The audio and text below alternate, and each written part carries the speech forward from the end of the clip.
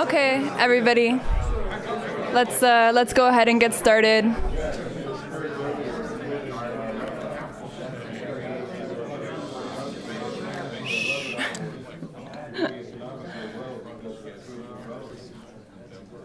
Okay, thank you so much. Good afternoon. My name is Kelsey Norman. I am a fellow here at the Edward P. Georgian Center for the Middle East, and I'm director of the Women's Rights, Human Rights, and Refugees program at Rice University's Baker Institute. So the impetus for today's event on Syria were two closely related phenomena that occurred last year. So first, the president of Syria, Bashar Assad, was welcomed back into normalcy after more than a decade of ostracism. You might recall images of him meeting with various Arab diplomats, and in May, walking arm in arm with Saudi Crown Prince Mohammed bin Salman into the Arab League, signaling the end of 12 years of isolation. It was remarkable to see for anyone who followed the course of the Syrian uprising, the subsequent civil war, and after his regime tortured, gassed, and otherwise killed hundreds of thousands of civilians and led millions to flee the country. Shortly thereafter, early last summer, the BBC, and really one of our speakers, who I'll introduce in just a moment, broke a major story linking the trade of an amphetamine drug called Captagon directly with Syrian President Bashar Assad's family members. Diplomatic officials working in this space had known about the regime's ties to Captagon for some time, but the BBC story was able to provide convincing evidence that tied the drug trade directly to the Syrian armed forces and to the president's family. It's clear that the Captagon trade has kept the isolated and economically devastated regime afloat, making billions of dollars in profit each year. In fact, the Syrian trade is estimated to be worth several times that of the numerous cartel operations in Mexico. Assad's willingness to dismantle the Captagon trade has been a key component of normalization talks with countries including Jordan and Saudi Arabia, both deeply impacted by the flow of Captagon. And Syria has also promised to address the issue of refugee return, though that brings up other delicate matters, including property restitution.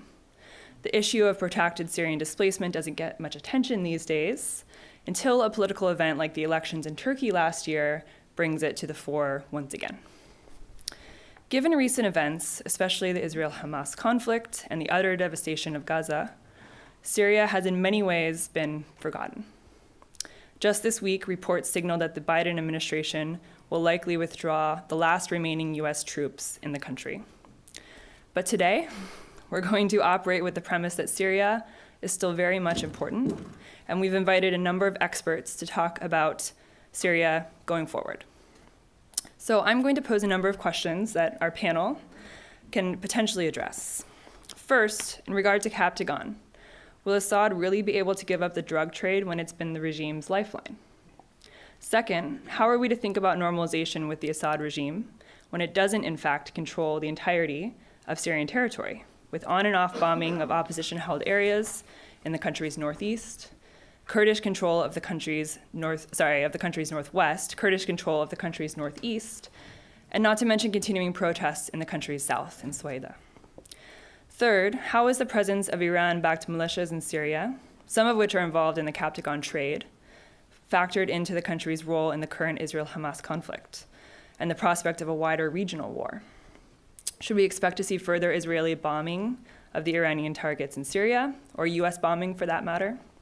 And finally, a question that's near and dear to my heart, what will become of the approximately 6 million Syrians still in exile in neighboring states? So to help us answer these questions and to think about Syria at a crossroads, I'll now introduce our esteemed panel of speakers. So first we have Ambassador Dina Kalwar, who was appointed as Ambassador Extraordinary and Plenipotentiary of the Hashemite Kingdom of Jordan to the United States of America in June 2016. Ambassador Kawar has also served as the permanent representative of Jordan to the United Nations from August 2014 to June 2016.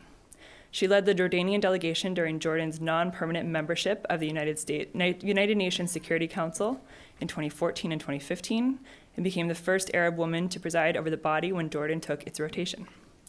In February 2016, she was appointed as a co-facilitator for the high-level meeting of the plenary of the UN General Assembly on the large movement of refugees and migrants held in September 2016. She has also served as ambassador of Jordan to France and non-resident ambassador to Portugal. Second, we have Rasha Kandil joining us by Zoom. So Rasha Kandil is an Egyptian-British journalist and the former BBC Arabic bilingual lead presenter of Arabic Newsnight and Hard Talk. Having worked for BBC Arabic and English since early 2003, she contributed to the BBC World Service between 2005 and 2007 and has presented BBC World special seasons, such as 100 Women, Arab Revolutions, and Gaza War 2008.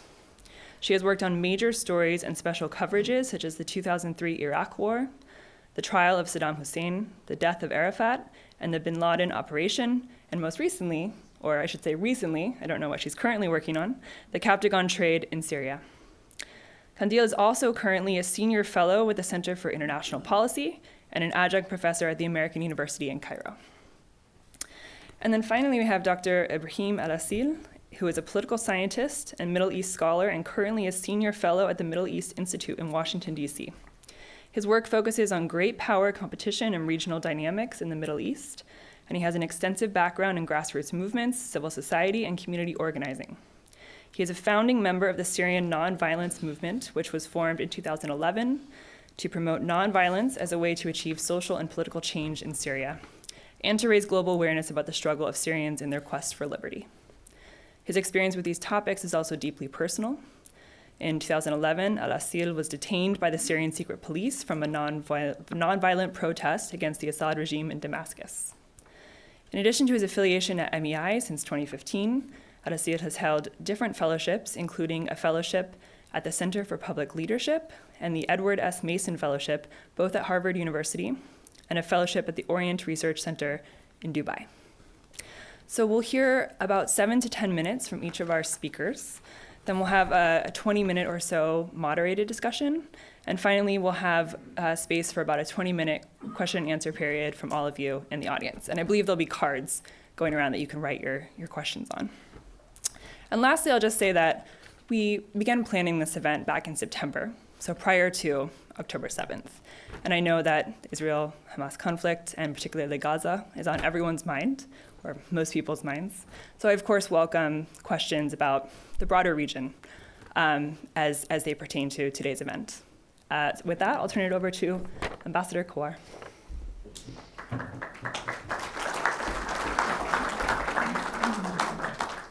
Thank you so much for receiving me, and to your team and to the Baker Institute.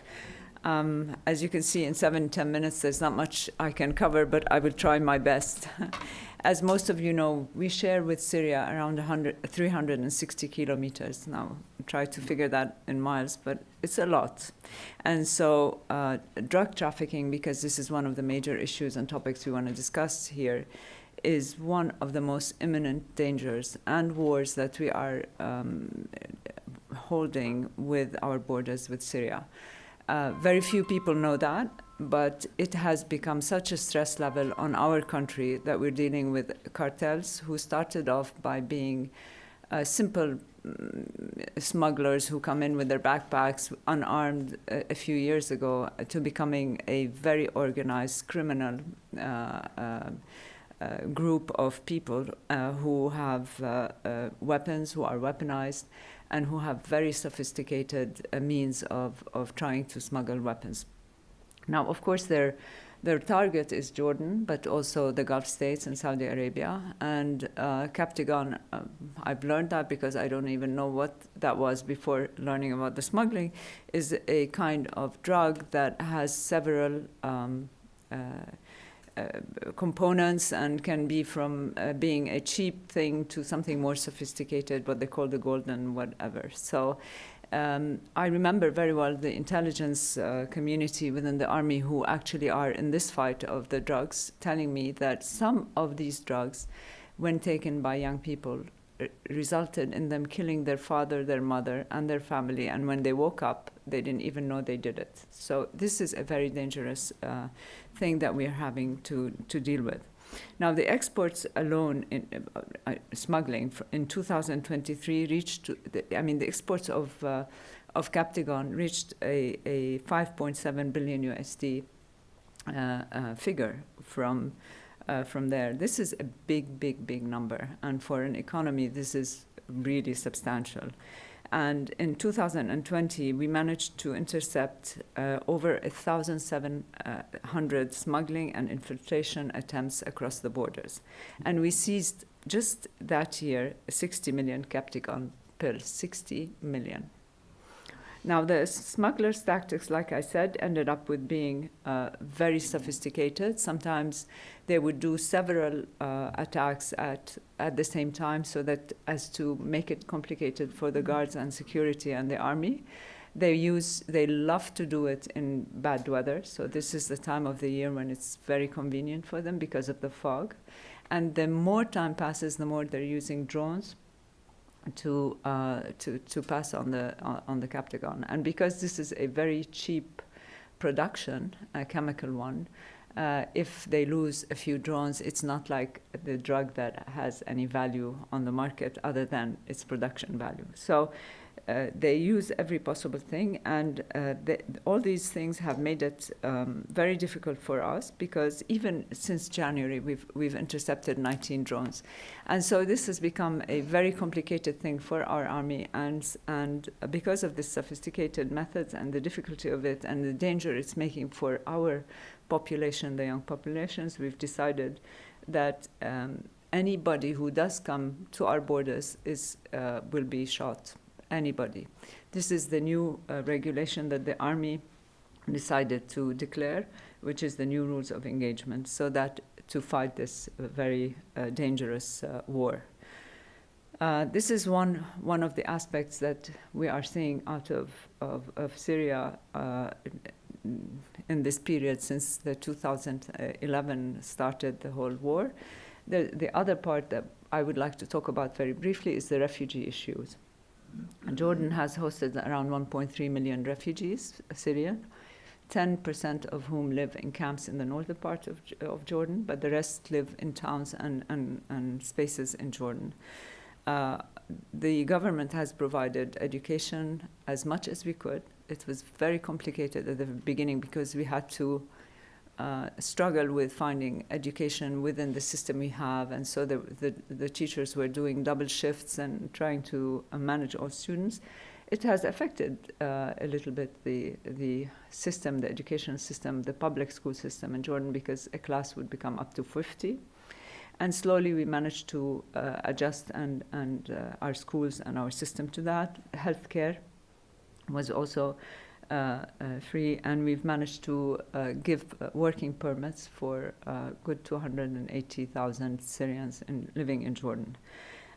This has been a strain to our economy. The international community did try to help Jordan, and they did at the very beginning, but right now there is such a fatigue, aid fatigue in the world, and because of wars and issues that we see all around us, that it has become very complicated, and we're only receiving 25% of what the world has promised Jordan in help for the refugees. So this is another burden for our country, which is very poor in natural resources, and most of our economy depends on tourism, which you can imagine in terms of difficulties is immediately affected, and it also depends on the human resources and the jobs, which when there is a difficult economic issue, we end up either being in the unemployment phase or for the best brains, the drain brain, as we call it, of Jordanians going elsewhere for the job. So on the Syrian issue, you mentioned, Kelly, the fact of the Arab League and what they did. And if I may explain a little bit on this issue, is that after 13 years of war, we saw that the international community and the world system was not able to do anything about Syria for reasons that are complicated and very long to mention in 7 to 10 minutes. But it has prolonged the war, and the solution right now, after 13 years, is still very complicated. The Syrian regime is not in control of all of Syria. There are a lot of foreign entities within the country, and the 500,000 were killed so far, and maybe 12 million displaced, not to mention the refugees between Jordan, Lebanon, and Turkey. So the country's economy is in shambles. It's a very complicated situation, which sometimes explains all this drug dealing that has become part of the major pillar of the economy.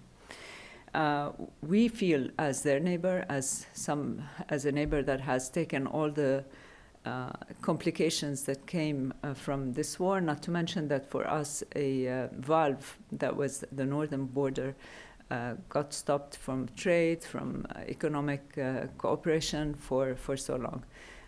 It came after the war with Iraq, and Iraq at one time was our biggest trading partner. And so this came as an extra burden. So, like I said, the government was in the view that we cannot keep the situation like that. We were not seeing and we are not seeing any political horizon touching on Syria. So we decided with the Arab neighbors to talk about the issue of a policy which we called step for step, which meant to ask the Syrian regime to do certain things obligatory in order for them to be able to be integrated fully within the Arab system. Now, it also included the voluntary, and I underline the word voluntary, and safe return of refugees. But for refugees to go back to Syria, they need to have a basic structure, whether it's their homes, their schools, their health center, even minimal. They need to have it. Nobody would leave Jordan, regardless of the situation they're in, because it's never easy to be a refugee in any country. And for those who did not have the means to install themselves properly, it's very difficult, but at least there is the security aspect, which is very important for parents, for their children. So we sort of thought that with this policy, we would be able to look at the issues of the refugees, the humanitarian aid, help with the regime to make some sense in rebuilding the basic structure within Syria, and expedite and deal with the drug export issue. Now, we see that nothing has happened, but for the time being. But the resolution 2254 was also entirely on the table. Now, if I'm sure in the discussion we'll be able to talk more about this, but if I may have a few minutes to talk about the situation we're seeing in Gaza today. Since October 7th, I don't think that the world has witnessed a war where the human cost is so high and where the humanitarian situation is so bad, yet all that being under our watch, under our eyes, and we are unable to do anything. And here, allow me to say a few minutes about what the situation we have. In Gaza, we have 2.2 million inhabitants. Almost 1.8 million are displaced. The northern part of Gaza is completely destroyed. Almost 50% of the homes have been destroyed. The basic structure for water, electricity does not exist. And actually right now, it is said that people will start dying out of the health situation before they're killed by bombs. And out of the 24,000 people who were killed in Gaza so far, 70% are all women and children. So the situation is incredibly dire. People are hungry. Every time we do send food into Gaza, people jump on the trucks and steal it because they do not have water, they do not have food. How can we, in the 21st century, allow for something like that to happen in front of our eyes, and where the damage is coming to the human beings before anybody else? Now, what happened on October 7th is something that's unacceptable, to have civilians die, whether it's from both sides. And we in the Arab world, the Arab League, did condemn civilian deaths, because we feel that civilians should not take the brunt of any war. But we did not believe that a collective punishment approach, as we're seeing it now, can go on for so long and touch the lives of so many people. the medical system does not work. Out of the 35 or 36 hospitals in Gaza, there are only 9 functioning, and barely. Some operations are done without anesthesia. And I can go on and on to talk about the situation, how churches are destroyed and everything. And what is worrying us now is that the idea of displacing the Gazans elsewhere has always been in the mind of the right wing in Israel. But what people don't talk about enough is what is going on in the West Bank. And the settlers in the West Bank, close to 800,000 people, are having law in their hands. They are attacking the Palestinians in the West Bank, killing them and throwing them out of their homes. And this is ongoing also on everyday basis. So as you can see, the situation is not conducive to any sort of peaceful solution. So we're calling actually now for a ceasefire on one hand and for the start of peace talks. Because if we start peace talks and try to find a way to get the Palestinian the right to self-determination, maybe this whole area would be able to face any danger that comes from elsewhere, but all together instead of in this chaotic situation where we are now. And right now, the extremists on both sides have the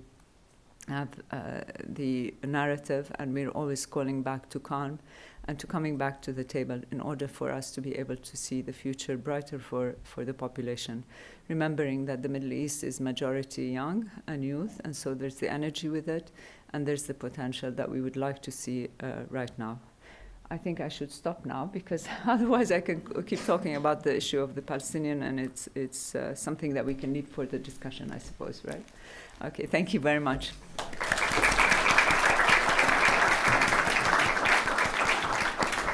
Okay, thank you so much, Ambassador. Rasha, I hope you can hear us all right, and we'll turn it over to you now.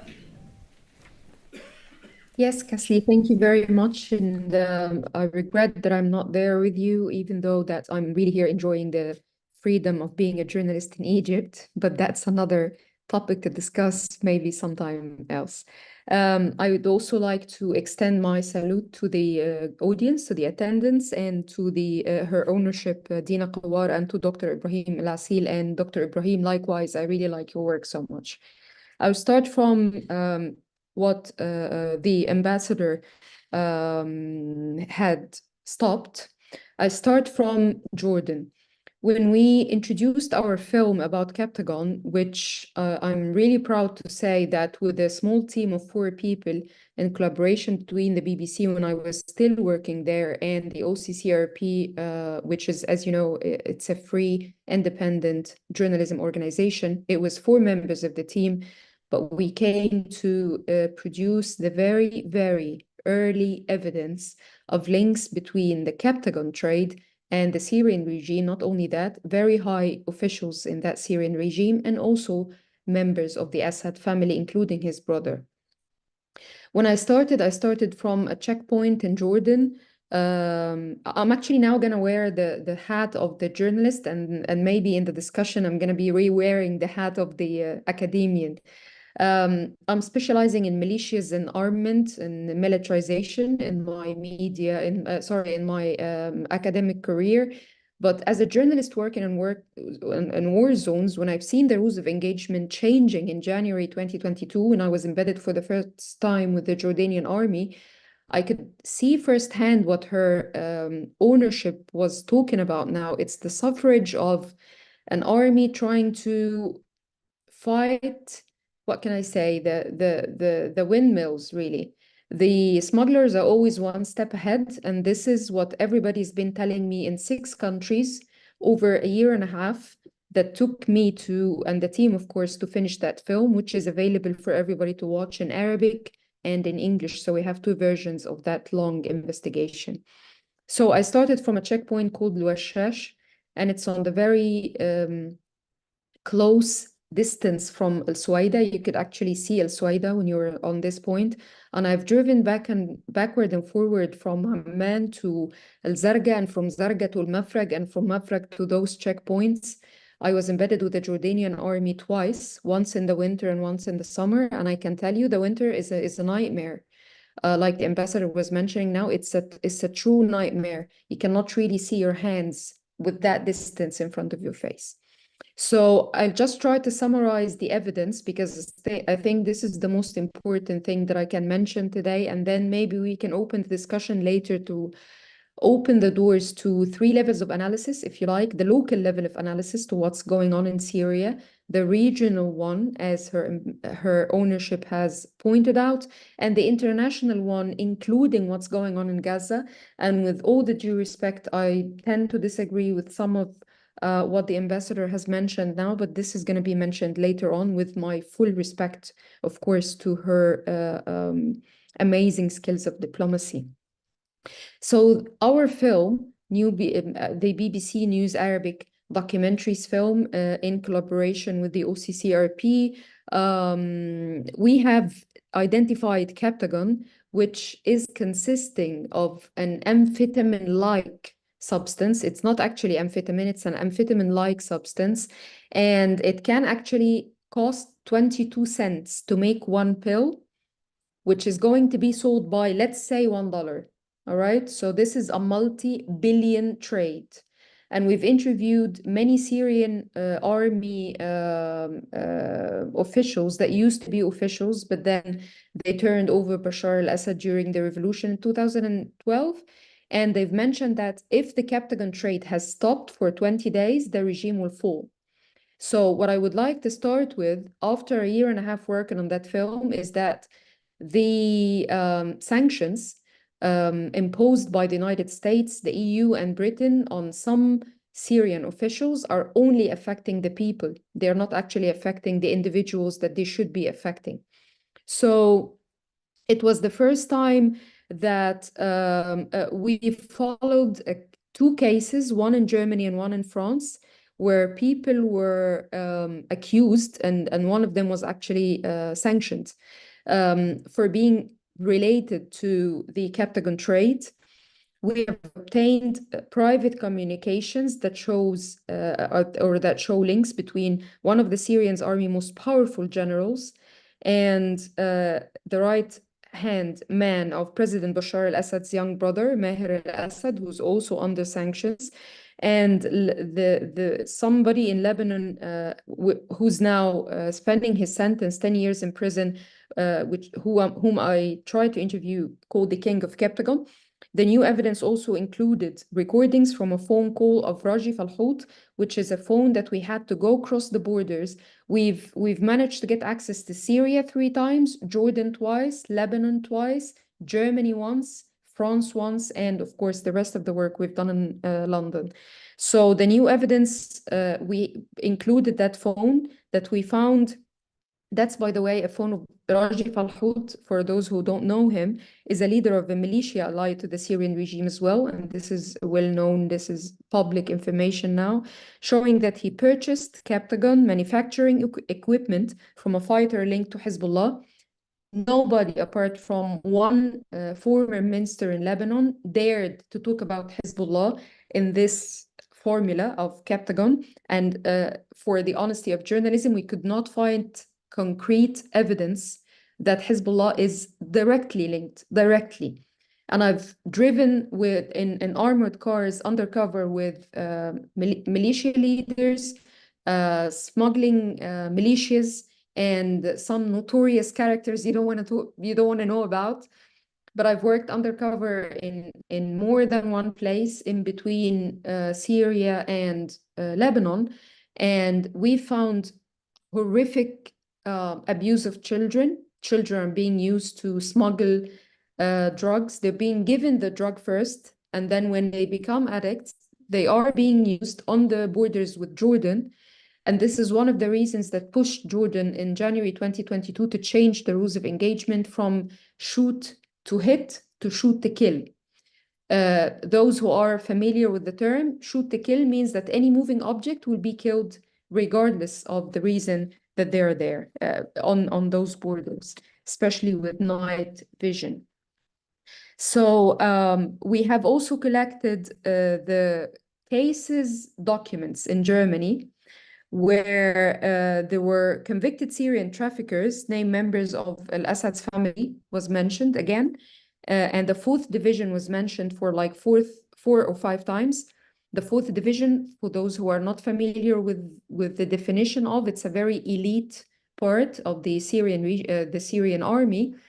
Basically, their job is to protect the regime, not to do anything else. So anything that has to do with the 4th Division are extremely dangerous. It can never cross from one city to the other unless there is like a very prominent figure permitting that. So we've provided evidence, but we also have smart minds to link things together to produce those evidence. In May 2023, as your good selves know, Syria was readmitted to the Arab League. And this is one of the points which I very respectfully and politely disagree with her ownership about.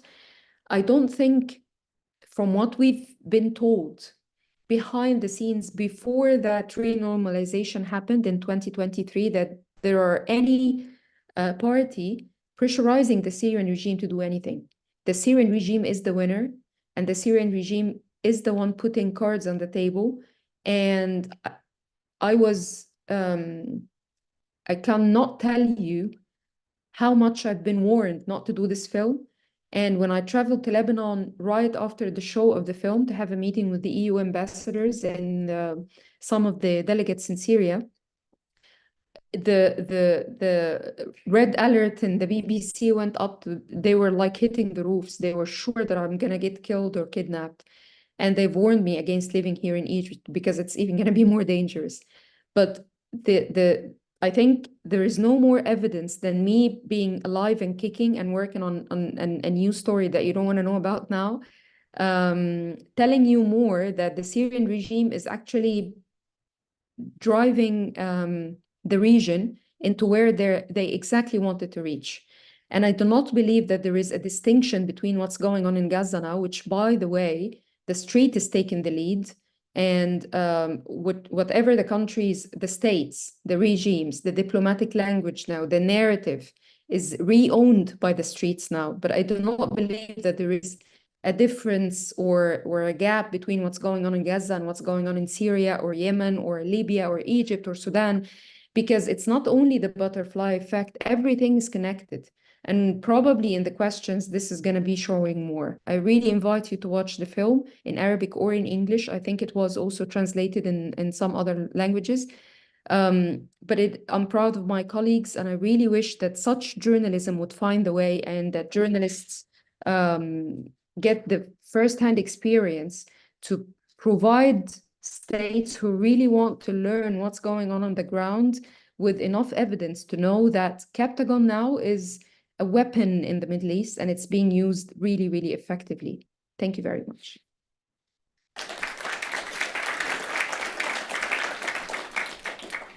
Thank you so much, Rasha. And yes, I really encourage everyone to see the film. If you haven't yet, it's available for free, as Rasha said, in English and Arabic. So please go check it out. We'll turn it over now to you, Ibrahim. Fantastic. Thank you, Dr. Norman, for being here, for inviting me, and for your colleagues for organizing this amazing event, and for inviting me along two amazing figures in diplomacy and journalism. It's an honor. To talk about Syria today, you know, when I received the invitation, Syria at Crossroads, I was like, very interesting, which is because also there is another level that Syria itself is a crossroads for many conflicts and for many issues in the region. And these two ways, how Syria is moving and how Syria is moving the region at the same time, those dynamics are also worth really to pay a lot of attention and try to understand this very complicated situation that we are witnessing in Syria and its neighboring countries and in the Middle East at large. Let me start by some historical context about Syria and what it means geopolitically. Syria is one of those countries that has a lot of its strength based on its geographic location. And Assad, the father, the original dictator in Syria since 1970, understood that very well. And he was very well able to balance his regional and global alliances, whether when he is in his conflicts with other regional countries, with the middle powers, but also between the Soviet Union and the United States in the Cold War, was able to anticipate the collapse of the Soviet Union, started to open up to the United States. President Clinton visited Syria in early 90s. And at the same time, he understood to be able to sell geopolitics or to be able to trade that into more relations around the world, you need sovereignty and you need a strong state. So he was a brutal dictator, but he was also able to maintain Syria's sovereignty and the state's institutions. That pretty much changed during the Assad, the son who came to power in 2000. The son didn't understand the importance of Syria's sovereignty and the importance of balancing its alliances regionally and globally. And we're seeing that how it's affecting everything we're talking about, and I will link it to all the levels of the conflict, the local Syrian conflict, and also part of the broader regional conflict. Because Assad, the son, one of the things that is very important to highlight is the difference between the regime and the state. Assad, at some point, the son, the current President Bashar al-Assad, it shows the survival of the regime over the survival of the state, and he sacrificed the state. And it's very important to understand that when we talk about, and we are here in a university in comparative politics, of what is the Syrian regime today? What is the state's status inside Syria? What about education and water? What about the loyalty to the state? What about the police forces? They almost do not exist in the vast majority in Syria, even in the regime-controlled areas. And I have friends and I have family still in Syria. And when I ask them about many things outside the centers, the urban centers of the big cities like Damascus and Aleppo, when you go to the rural areas, even when we look at the map, and it's many times deceiving because we see it as regime-controlled area, the state does not exist. They don't run schools, no water, no electricity, no police force. Usually people there who force the system are usually warlords who fought along the regime, but now the regime is not interested in trying to stop their power or to try to, because also the regime is not capable. It doesn't have the money, it doesn't have the army, it doesn't have the legitimacy, which are like usually any state to build it, you need one of those three pillars, and the regime lost all of them. So Assad became one of the most, or the most important warlord in Syria. He prevented everyone from winning, but he didn't win in a way that he wasn't able to control the state, to maintain sovereignty, and to be able to dictate where Syria is going. And we can see that very clearly in the ongoing war in Gaza. Imagine if this war happened 10 or 15 years ago. Everyone will be like, what's Syria going to do? Today, Assad is totally irrelevant. Not one headline. Many were about Syria, and we'll talk about that, but not about Assad himself. So the importance of Syria to the United States comes also from great power competition. And now when we're talking about Syria, that the United States has a presence in the Northeast, I don't think that will change anytime soon, because this is not about Syria anymore. It's about the regional and the global dynamics. And if we look at the pattern of President Biden's decisions, he's trying to show that he is going to stand up for the main two competitors, Russia and China, and he is also going to support his allies. So withdrawing from Syria gives many signals that he does not want to send to to great powers and middle powers in the region, that he is not interested in maintaining that in the region, and especially that there is a risk of a wider conflict in the region. So why would anyone give up a position that they already have? When we talk about Captagon, Syria is now a narco-state, and narco-states, they could become that way through different paths. It's very important also to keep in mind that unlike many countries in Latin America who were or are narco-states, that many of them happened when narco networks infiltrated the states. In Syria, it's the other way around. It's the states that established the narco trade. And that's also another reason or another thing that we can conclude that Assad will never stop that. Why would he? Like, why would he? He would give up his money, he would give up his leverage, he would risk many of the warlords who fought with him.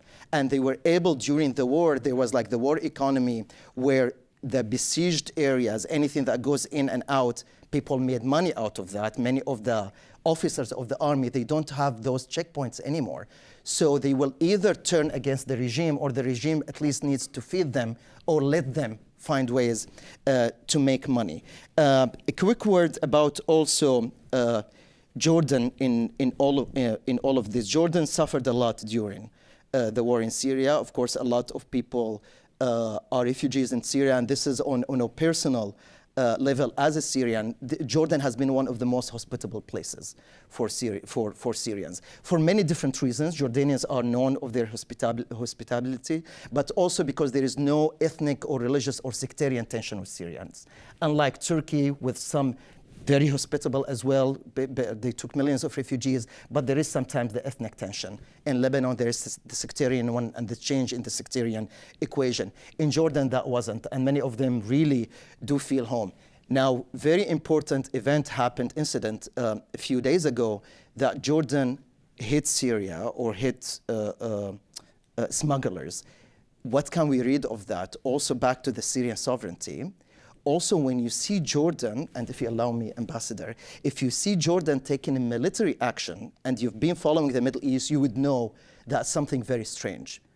Jordan hasn't really hit another country unilaterally for decades, probably after Yom Kippur War, only fought in global coalitions against the Houthis and the Islamic State. So when Jordan goes and takes things into their own hand, you can say also clearly the normalization with Assad failed. They tried, Jordan, Saudi, and the UAE, for many different reasons. You could agree, you could disagree. They saw that it's important at that time. The Saudis now, they are not interested. The UAE disinvited Assad from COP28, and Jordan is taking things into their own hands, because I do think that there is a realization once again in the region that Assad does not want to be part of this. Maybe he can, maybe he can't, but that's not going to happen. And Captagon is absolutely, I will conclude with that, of also, like, it also shows how much fragmented the Syrian state and society are now. There was a restaurant that opened, and it was all over social media in Syria. And you know, kefta it's similar to what we just had for lunch. And the restaurant's name was Captagon, as like Captagon. Like, like, can you imagine how the absurdity of everything that's happening, and how, like, the state can't control anything, everybody knows what's going on. We're very grateful for the work, like journalists like Russia, who documented and showed the world how much the regime is involved in this. But in Syria, that has been known for a long time, because also everybody knows that if the regime didn't want that, they will stop it. So I don't think the regime will change, but there is a need for crisis management from the region, and especially I do think that Egypt, Jordan, and Saudi Arabia, who have been part of a mechanism to address this issue within the Arab League, need to take this into a different level and, like, acknowledge that Assad can't be trusted, and he is not willing or capable of doing something different than what he is doing now, as being the warlord, the most important warlord in Syria, but he is not a head of a state as he used to be 13 years ago. Okay. Thank you so much. Of course. Dr. Ibrahim. Okay, so we have just a couple minutes for this moderated discussion. I think what I'll do is ask a general question and then a targeted question to each of you, and then we'll open it up to the audience. So the general question I invite you to comment on further, because you all mentioned it in your remarks, is, can the Assad regime survive without the Captagon trade? And to what extent would shutting it down versus merely controlling it limit Assad's diplomatic leverage?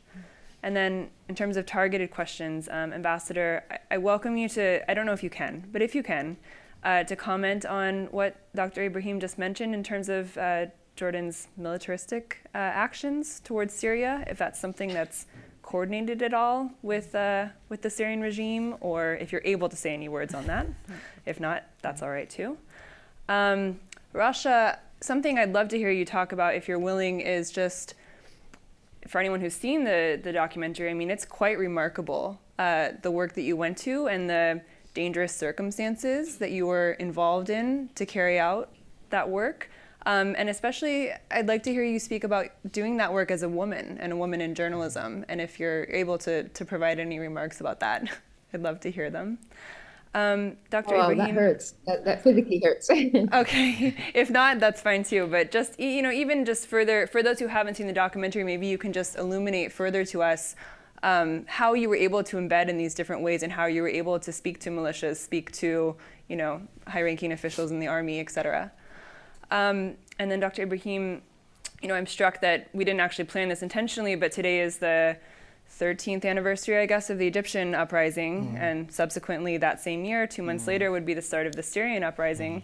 As someone who was involved in those early days, how do you feel on this topic? If you can share maybe your personal thoughts as a member of the opposition originally, and what it means now, 13 years later, and given that Assad has remained in power. So first, we'll turn it over to the ambassador. Well, first of all, I want to commend the film that Rasha did. Maybe what she doesn't know is your idea came to me first, and I got you the okay, because this is something the army never did, and they were very hesitant about doing. But then we were able to convince them that this is an ongoing war and that people need to know about it. And actually, I'm sure when you went on site, you were able to see how hard it is and how difficult the army has to, and how professional they are. I mean, we lost a lot of members, and thank you for your kind comments about Jordan's hospitality. It's not very often that I get but that's. There was a statement that came out a few days ago by the government. And for those interested in more depth in our region, I ask you and invite you to read it. And I think the government is very clear that we share information about where the drug is being manufactured, who's behind it, where are the locations. We do share it with the government in Syria. So that's number one. And number two, it's in our national security, and what it takes for us to defend it, we will. That's all I can say. Okay. Yeah.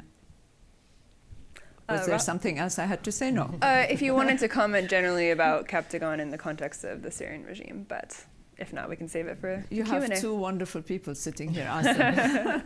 Okay, Rasha, we'll turn it over to you.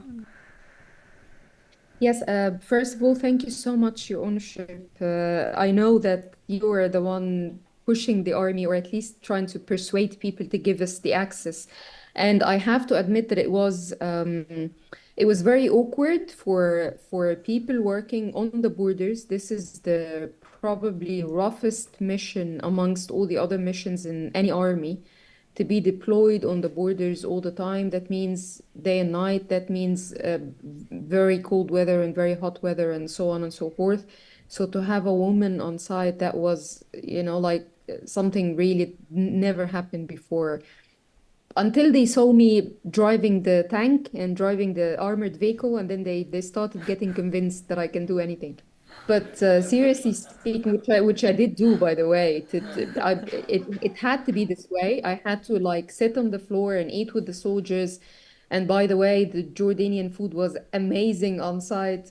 I almost got addicted to it. But this is the point, really. I mean, when people see, not only in Jordan and not only in war zones, I've been working in probably the roughest environments for over 25 years.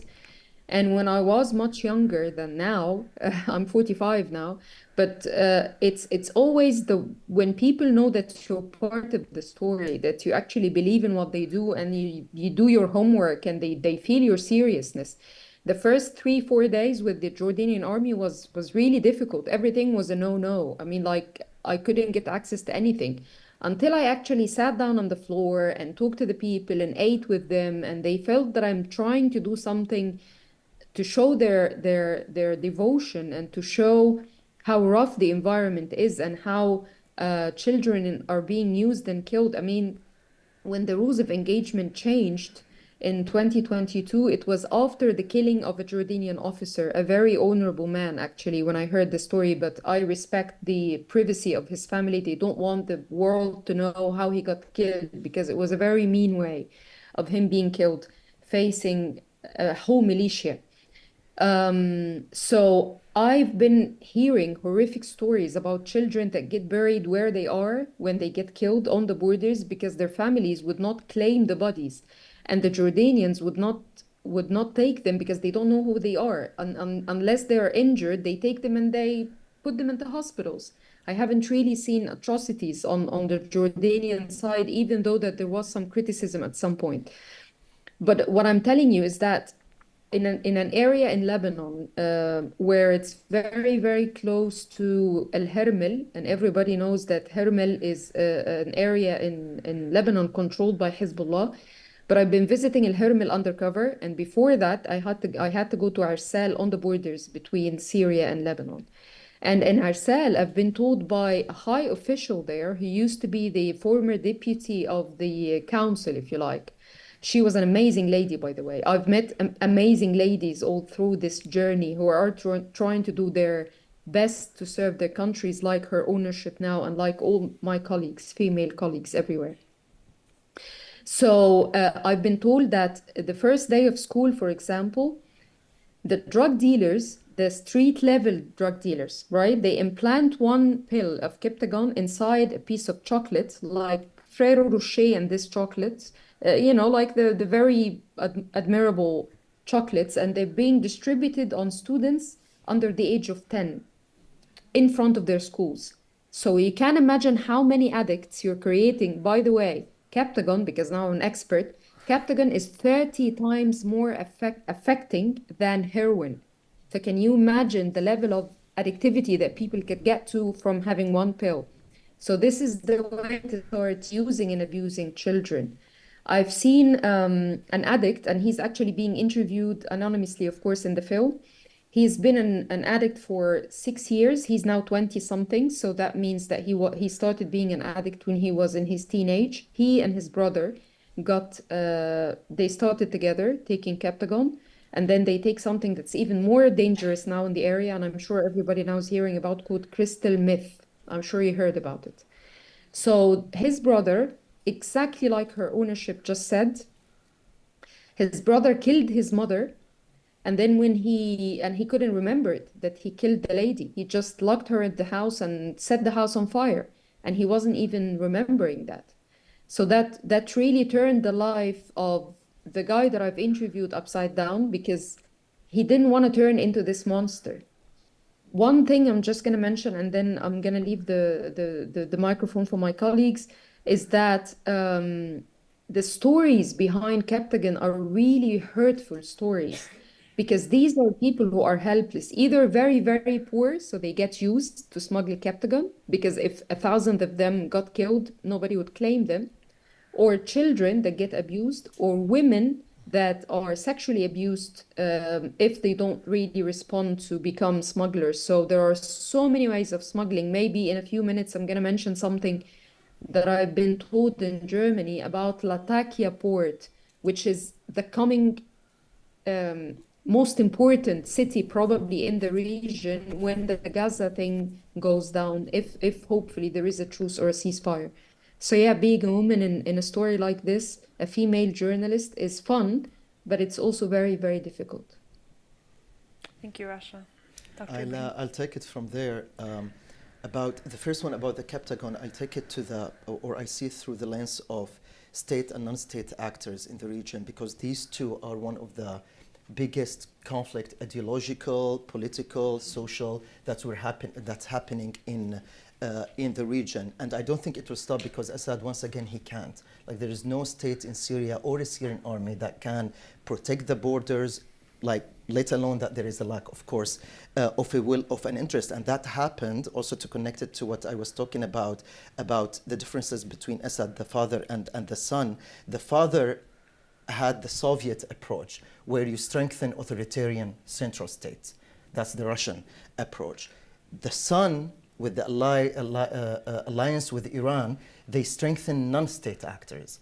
Yemen, Syria, Iraq, Gaza, wherever they go, because even in Iran, the Iranian regime survived because they created a parallel state, the Revolutionary Guards with their military and economic and social power. So even when they supported Assad in the Syrian civil war, most of the support actually used to go to states or to institutions or groups outside the state, because they want to make sure that no matter what happens, they still have actors, and also because non-state actors, you can't really take them to accountability in the international system, while you can do with states. So I think that will continue, that trend, and I do think that Captagon won't stop anytime soon unless there is a regional consensus that confronts Assad and challenges Assad. For your beautiful question about the Arab Spring or the initial uprisings, and you know how much wars unleash ugliness. The peaceful uprisings, the initial ones, the initial waves, they unleashed and they released amounts of beauty in the Arab world that we haven't seen for decades, from Egypt to Libya to Yemen. Like if you remember the peaceful protests in Yemen and compare it to what's going on today. And I always ask that question, and we have those discussions with many of my colleagues. Where did those ideas go? Where did those dreams go? Where did those people go? Many of those people, they are carrying the burden of the failed states. Many of them, they are running schools and hospitals and services and documentation and child psychosocial support and women rights groups and environmental groups. So many things they are trying, because of the failure of the states. They had different priorities, but they are there. And because of them, we are seeing like things could have been even much, much worse if they are not there. And I'm sure at some point they will be able to once again go back to the age of like the early age of the uprising of nuances. Look now even at Gaza. The first casualty of war was the pro-peace camp in Israel and the pro-peace camp in Palestine. Because those, it's usually nuances is the first casualty of war. And if violence does not stop, that's why I do think we need to find a way to stop violence in Gaza, because things will keep getting worse and worse and worse. And will empower radicalism on all sides. It will empower non-state actors in Israel and in Palestine, by the way, because even in Israel, you have the settlers, they are non-state actors. And they are a huge burden for peace. They've been for decades.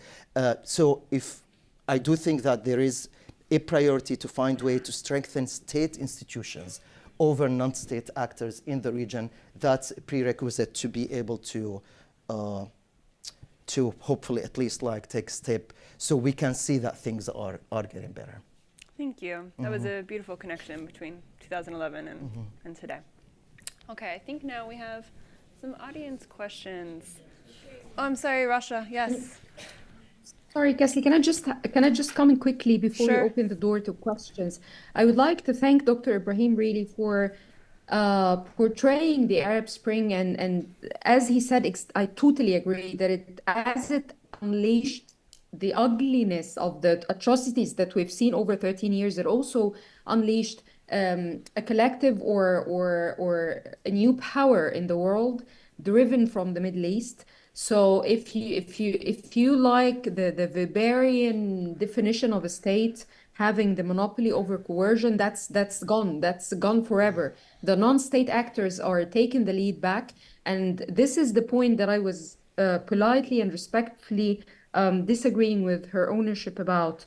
The streets in the Arab region, and then later on in Europe and the United States and many other countries where the media was in the most ugly way being biased against what's going on in Gaza and then in the West Bank, less than a year of being really biased towards Ukraine, the difference was not only ugly, it was amazingly rude, really. So the streets and the non-state players are seeing Hamas and the other Palestinian movements now in with different lenses that what the West is trying to portray them. So we can see what happened in Syria and all the ugliness that the war brought on the Syrians is happening on the other way around with Hamas now being seen by the Arab streets and the streets in London, Paris, Berlin, and in the United States as a national liberation movement, regardless of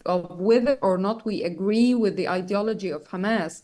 But what's going on now is genocide, is a war crime, and it's totally connected to Syria and what we're talking about today. So it's not only, as I said, a butterfly effect, it's a direct link between the non-state players in the region and what's really going on everywhere. Thank you, Rasha. Okay, I have a number of questions here. We're probably not going to get through all of them. I'm sort of trying to group them into categories, but a question that's come up several times, and I think it's worth asking and hearing your responses, because many people wonder about this in the news, etc. Why doesn't Jordan and other Arab states welcome Gaza refugees? Would you be willing to answer that? Well, let's hear the answer. Excuse me, is there another question to Oh, I think that was just a response to the question, maybe? Anyway, please go ahead. Okay. Well, because there were refugees that left in the 48 war, and there were refugees that left in the 67 war, and there is something called Palestine, and I think people would like to stay in their homes.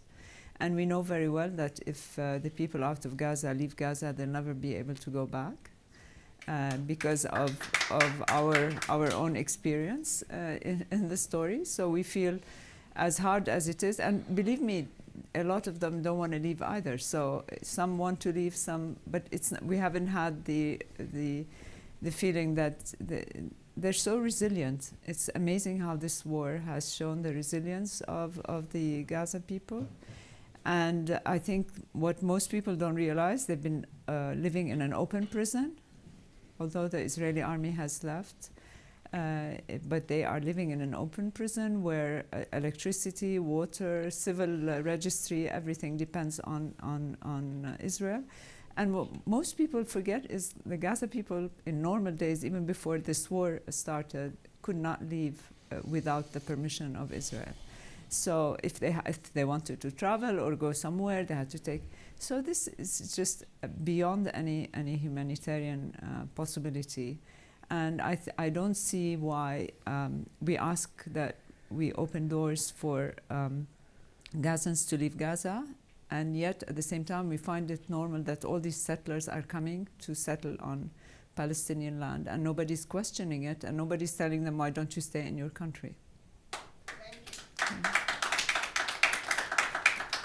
Okay, thank you so much, Ambassador. A question I think mostly directed to Rasha. Well, first of all, people would like to know where they can watch your documentary, so maybe you could explain that. But also, I'll ask a question: where and by whom, or where does Captagon? Where was it developed, and how was it introduced to Syria? All right. Well, firstly, to watch the film in Arabic or in English, it's easy. You can just write the word BBC Captagon and you will find a 50-something minutes film with the President Bashar al-Assad being really portrayed on the cover picture of the film. So it's very easy to watch it and to find it. Or you can write my name. I mean, like, it's there. It's available and it's there. And the viewership of it is really phenomenal. Secondly, Captagon was first developed in Germany during the World War I, and it was a very different amphetamine of how it's produced now. The formula was very, very different. And it was supposedly developed to give an extra energy to soldiers to survive long nights without sleep and stuff like that. The version that was developed, so it was originally developed by Germany in First and Second World War for very medical controlled reasons. And then it was abused, actually, and the formula has changed. Of course, the 4th Division wouldn't really send the formula to be checked by the WHO or something like that. So the difference in percentages now is turning the people who get addicted to Captagon into, I don't know how to say it, monsters, really.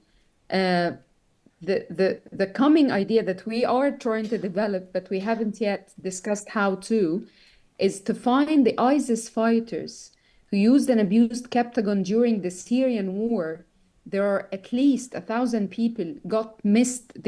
Nobody know where they are, and they used to don't be shocked by the numbers I'm going to mention. They used to have 30 times more than other people getting addicted to Captagon a day. So that means at least 30 pills a day. Can you imagine if a person is taking 30 pills of cheap Captagon a day?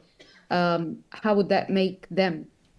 So these people disappeared from the face of the earth. So I'm tracking them, and I'll try to find where they've taken them or where they've gone. But originally it was developed by Germany, and it was a very different formula from what we see now. Okay, thank you, Rasha. Here's a question I think best posed to Dr. Ibrahim, but anyone is welcome to join in on answering. Are the U.S. sanctions making the situation worse in Syria in terms of strangling the economy? And then, not so related, but on the same topic of Syrian economy and diplomacy, is the presence of U.S. troops in northeast Syria mostly about oil? Excellent questions. The first one, I think it's a very complicated question that nobody has the answer yet about sanctions, how they work and how they don't work. Are Syrians suffering because of the sanctions? Absolutely. Has the Syrian regime been weakened because of the sanctions? Absolutely. How do you reconcile these two contradicting factors is something that I think is yet to be seen, and that's not only the responsibility of policymakers, but also many academics and researchers and journalists to try to think about that. When a state doesn't want to use force against an enemy, you are left with sanctions, but then people really suffer under sanctions. And not only Syrians, Iranian as well. Many people, and the regimes find ways to go around. But I would also add to the complexity and say also probably, which is a legitimate question, if the sanctions were not there, Assad would be attacking 4 million in Idlib today. But Assad doesn't have enough fuel to send his tanks to the northwest to retake it. So it's also, we need to ask a question, why Assad stopped the war to retake all of Syria? So I know I left you with probably more questions than answers, but that's, I mean, we are at university and that's academia. And we need to start with observations before we start with solutions. Okay. And can I add something about refugees and countries? You know, I want also, Israel-Palestine discussion is one of the most difficult ones because people label each other very quickly and they are like waiting for one word to another to say you are with me or against me. And we are really with that, we're not doing anyone in that conflict a favor of really looking into the nuances and be able to say something could be more than one label. Like people about Hamas, is it liberation? Is it terrorist? Is it radical movement? Is it political Islam? Is it Iran ally? It's all of the above. It's literally all, like if you look at the academic definitions, it's literally all of the above. But usually we don't, like each side wants to hide one of the points and we end up in a way regenerating this generational conflict. And for the question of refugees, I think we should say that many Arab states are accountable. Not that many of them, I mean, Jordan, how many refugees can they take, right? We might end with a collapse. But I think that's a legitimate question, why they are not taking refugees. And also Israel, why are they not taking refugees, right? Like they also have borders with Gaza. So I do think we need really to, you know, people like decolonize. I think it's very important to de-ideologize the Palestinian-Israeli conflict to be able to help many of the people who are paying the price of generational, ideological, ethnic, religious, so many layers of this very complicated conflict that hasn't been studied the way it should be yet. Okay, thank you, Dr. Ibrahim. I'll throw out two very different questions that were asked. So one relates to the Syrian state again, up to anyone, asking whether the Assad regime still bothers at all with Ba'athist ideology, or is their legitimacy solely backed by violence and trafficking? The last question that really came up in various forms is, what would it take for the U.S. to push for a ceasefire in Gaza? And I know those are completely different questions. We have about 3 minutes or 4 minutes remaining, so I'll open it up to you to decide which you'd like to address, how you want to sort of conclude. I think, can I Please ask go the first. part on the ceasefire, and I leave the bath to Ibrahim? Okay. I think personally that the administration would love to see an end to this war ASAP, because it's an election year, and the more time this war is going, there's a problem about other issues that are spoken and talked about in the area, like normalization with other Arab countries, and that will not happen while there is still ongoing. And also the fact that this is, like you said, such an inflamed issue in America. It has created issues on campuses, it has created issues on so many things. So it's time to stop. And why I would say that they would like to, and we hope that they would have enough leverage on the Israeli government, which is actually fueling on the war, because that's how it keeps its place, is that we need to go back to some kind of reason. And unfortunately, the right-wing mentality in Israel is not only leading the area into a difficult spot, but in my opinion, and I say that to my American Jewish friends all the time, it's also leading Israel into a very complicated situation, because at one time when the economy was so strong in Israel, people were living in a bubble. The West Bank was like Australia to them. They were never going there. They were working very well. They were making money. Everything was fine. And the security forces were taking over. And what happened on October 7th, they realized that actually they're not safe with army and weapons. They will only be safe by handling the issue of the Palestinian once and for all. For the longest time, they tried to worry about making here and there and peace, but nothing works if the Palestinian issue is not addressed. And the Oslo talks were sabotaged also, and I have to say, because of the right-wing mentality not believing in a two-state solution. So there is that core that we need to look at and not go into other issues on the topic without going back to reason. And I keep saying, if people are reasonable, we all want the same thing. We all want to live in an area that's peaceful. We all want to have the youth and the future.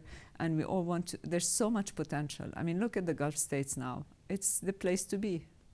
They're having the investment, they're opening up, they're having all universities, all museums, the young people are working.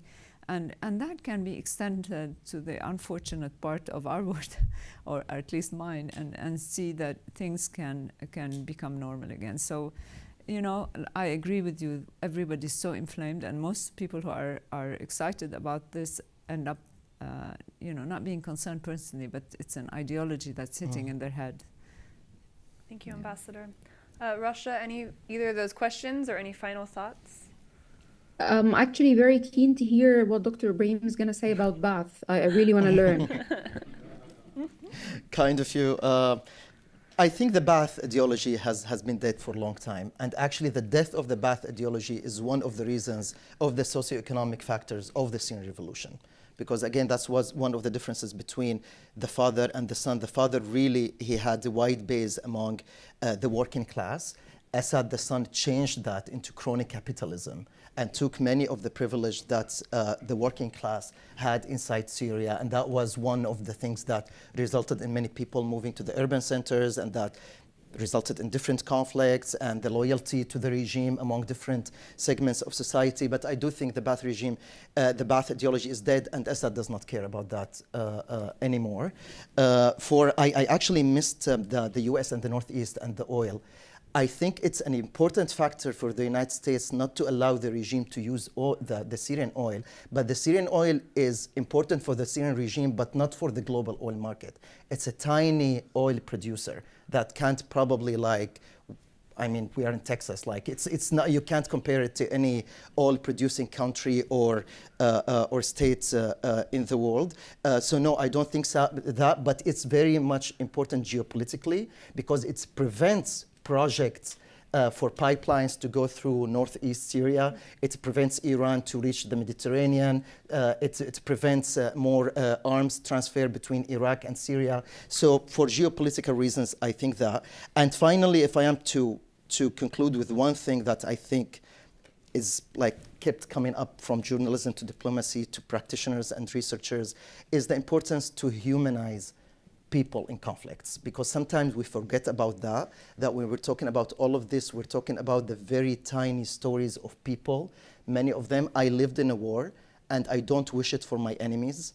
It's like when we hear about an airstrike or something like that, and let alone the hundreds of them, there are people there being crushed, and it's really a challenge. How can we connect the world of policymaking and geopolitics into humanizing the effects and the consequences on people on the ground, and try to see how we can take that into consideration for a more humane policy and a more humane international relations in this world.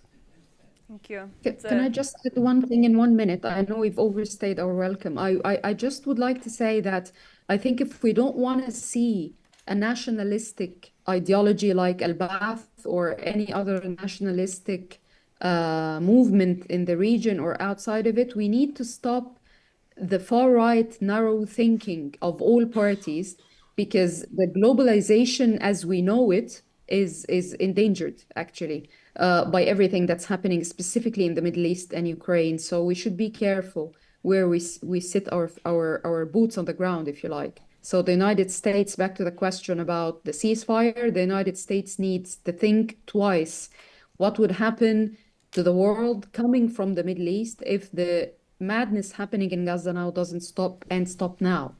Thank you. Okay, I guess.